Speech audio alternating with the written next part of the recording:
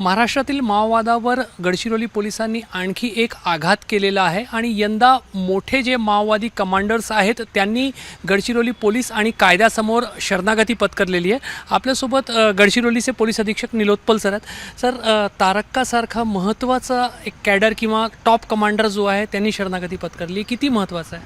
अत्यंत महत्त्वाचे आहे। ते मागचे 38 वर्षापासून माओवाद चळवळीमध्ये ती ॲक्टिव्ह होती आणि गडचिरोली डिव्हिजनमध्ये जे माओवाद्यांचे रिक्रुटमेंटपासून माओवाद्यांची संघटना तयार करण्यामध्ये त्यांचे खूप महत्त्वाचे योगदान होतं।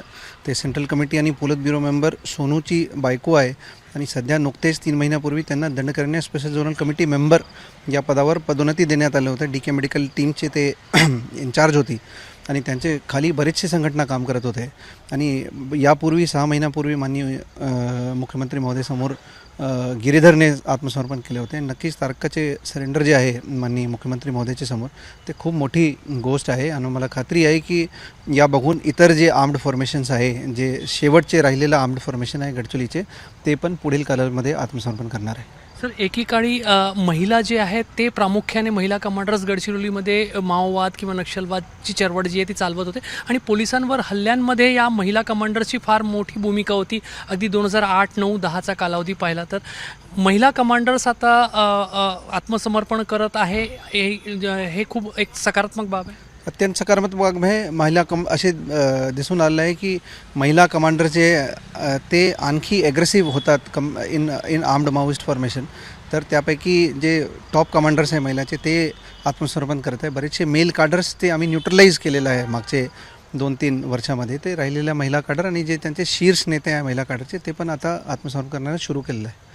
तारक्का सोनू उर्फ भूपती जे माओवाद्यांच्या पण हायरकीमध्ये क्रमांक 2 वर देशामध्ये ओळखले जातात, त्यांची पत्नी जेव्हा आत्मसमर्पण करत आहे, कुठेतरी माओवादी पण चळवळीला मोठा धक्का आहे म्हणण्यामध्ये हरकत नाही आहे। फक्त गडचिरोली मागच्या वर्षाची सुरुवात आम्ही 98 सशस्त्र माओवादीपासून सुरू केले होते आणि फक्त 31 डिसेंबर जे शेवटचे दिवस होते 2024 ते त्या दिवशी 50पेक्षा कमी सशस्त्र माओवादी गडचिरोली जिल्ह्यामध्ये शेष राहिले होते आणि यासारखे मोठे कॅडरचे आत्मसमर्पण नंतर त्यांचे कंबर नक्कीच तुटलेलं आहे आणि आम्हाला विश्वास आहे की पुढचे माननीय मुख्यमंत्री साहेबांनी पण सांगितले पुढचे 2 वर्षामध्ये नक्कीच गडचिरोली माओवाद मुक्त करण्यासाठी गडचिरोली पोलीस दल पूर्णपणे प्रयत्न करणार आहे। आणि एवढं मोठं सगळं कारवाई होत असताना एकही पोलीस गेल्या 4 वर्षात शहीद नाही, हे पोलिसांसाठी खूप मोठी जमेची बाजू आहे आणि पोलिसांचा मोराल उंचावणारी गोष्ट आहे।